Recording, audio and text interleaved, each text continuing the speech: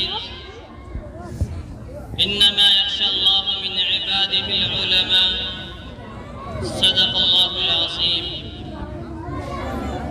ہے بجا شیوائے تسلیم میں مشہور ہیں ہم، ہے بجا شیوائے تسلیم میں مشہور ہیں ہم، قصہ درد سناتے ہیں کہ مجبور ہیں ہم، ساز خاموش ہے فریاد سے معمور ہیں ہم، ساز خاموش ہے فریاد سے معمور ہیں ہم، نالا آتا ہے اگر لب پہ تو معذور ہے ہم. حضرات محترم اور معزز سامعین کرام اور عزیز طلبہ و طالبات، جیسا کہ آپ لوگ بخوبی واقف ہیں کہ آج یہ پروگرام اور یہ مجلس کس مقصد کے لیے پیش کی جا رہی ہے. دوستو، ہندوستان کے اندر 2 دن بڑی اہمیت کے حامل ہیں. 2 دن اور 2 تاریخ بڑا نرالا کردار رکھتی ہے. ایک 15 اگست اور دوسرا 26 جنوری. ہم کو یہ بھی پتا ہونا چاہیے کہ آخر ہم ان پروگرام کو کیوں مناتے ہیں. آخر ہم 15 اگست اور 26 جنوری کو کس لیے پیش کرتے ہیں. تو دوستو، ہمارا مقصد ان کے پیش کرنے کا یہ ہے کہ جس طریقے سے ہمارے علماء کرام نے جو قربانیاں اور جو نذرانے پیش کیے ہیں وہ سب ہمارے سامنے آ سکے. اور ہم کو یہ بھی پتا ہونا چاہیے کہ 15 اگست کس لیے منایا جاتا ہے. تو دوستو، 15 اگست اس لیے منایا جاتا ہے کیونکہ 15 اگست کو ہمارا دیش، ہمارا ملک انگریز کی غلامی سے آزاد ہوا.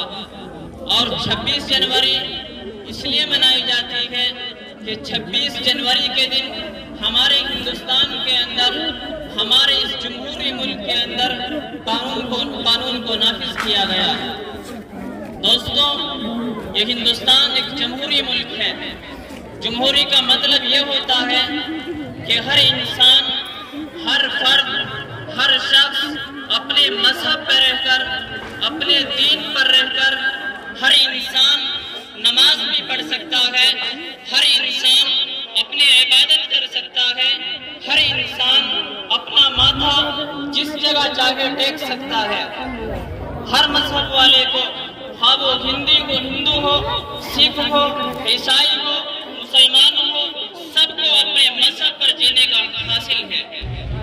دوستو، میں بتاتا چلوں، وہ انگریز جب اس ہندوستان کے اندر آیا تو یہ ہندوستان غلامی کی زنجیروں میں جگڑا ہوا تھا.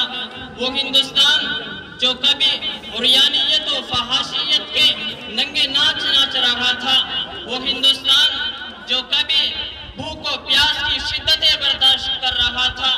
غرض یہ کہ غلامی کو برداشت کرنا ہندوستانیوں کا مقدر بن چکا تھا. غلامی کو برداشت کرنا ہندوستانیوں کا پیشہ بن چکا تھا.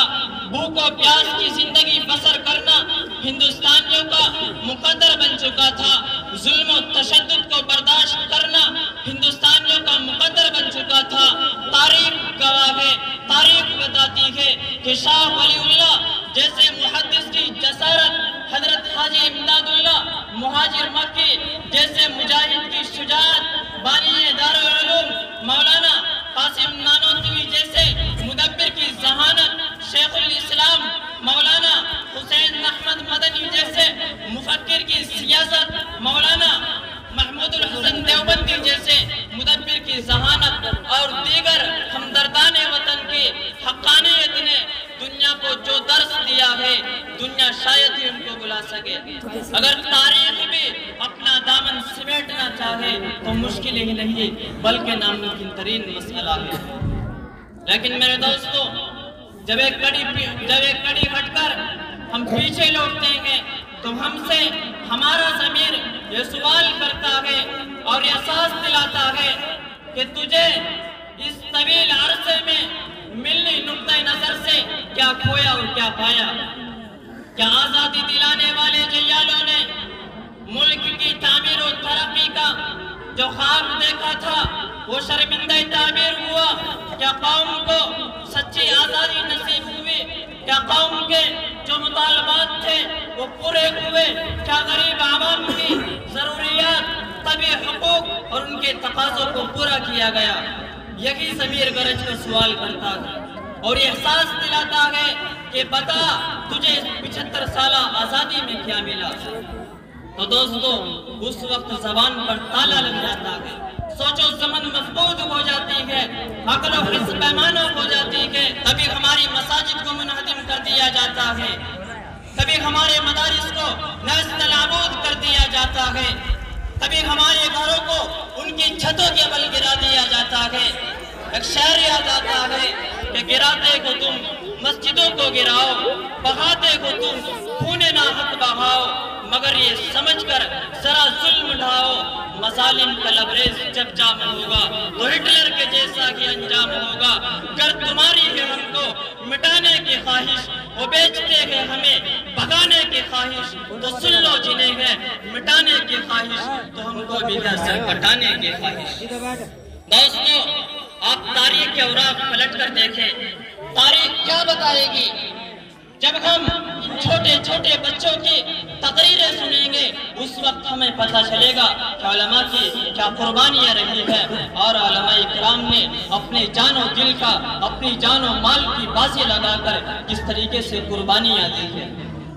لندن کے دربار میں کھڑے ہو کر مولانا محمد علی جوہر نے یہ اعلان کیا تھا کہ اے لوگوں، میں غلام ہندوستان میں جب تک واپس نہیں جاؤں گا جب تک میرے ہاتھ میں آزادی کا پروانہ نہیں مل جاتا۔ دوستو کیا انہوں نے قربانیاں نہیں دی تھی؟ تاریخ میں یہ بھی لکھا ہے کہ شیخ الہند مولانا محمود الحسن دیوبندی کو کالے پانی کی سزا دی جاتی ہے۔ تاریخ میں لکھا ہے، تاریخ کے اوراق پلٹ کر دیکھیے کہ انگریز شیخ الہند کو ایک تہخانے میں لے جاتا اور لوہے کی گرم سلاخیں حضرت کی کمر پر لگاتا اور کہتا کہ محمود انگریز کے حق میں فتویٰ دے دے۔ محمود الحسن کو جب ہوش آتا تو یہی کہتا کہ انگریز میرا جسم پگھل سکتا ہے، میری چمڑی ادھڑ سکتی ہے، لیکن تیرے حق میں فتویٰ نہیں دے سکتا۔ کیوں؟ کیونکہ میں بلال کا وارث ہوں، عمار و یاسر کا نام لیوا ہوں، بیوی سمیہ کا فرزند ہوں۔ کبھی انگریز حضرت کو برف کی سلی پر لیٹاتا اور معلوم کرتا کہ کیا حال ہے، حضرت فرماتے کہ جسم ٹھنڈا ہو چکا ہے لیکن ایمان پہلے سے بھی زیادہ کہیں گرم ہو چکا ہے۔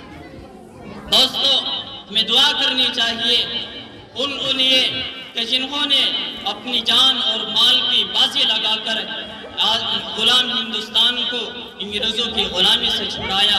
اللہ تعالیٰ ان کی قبروں کو نور سے بھر دے کہ جنہوں نے اس ہندوستان کے لیے اپنی اولاد کو نہیں دیکھا، کہ جنہوں نے اس ہندوستان کو آزاد کرانے کے لیے اپنے بچوں کو نہیں دیکھا، وہ علماء خانقاہوں کو چھوڑ کر، مدارس کو چھوڑ کر، خانقاہوں اور مساجد کو چھوڑ کر میدان ہندوستان میں کود پڑے اور کہا اور یہ قسم کھائی کہ جب تک ہم مدارس کے اندر واپس نہیں جائیں گے جب تک ہمارا یہ ہندوستان انگریزوں کی غلامی سے نہیں چھوٹ جاتا۔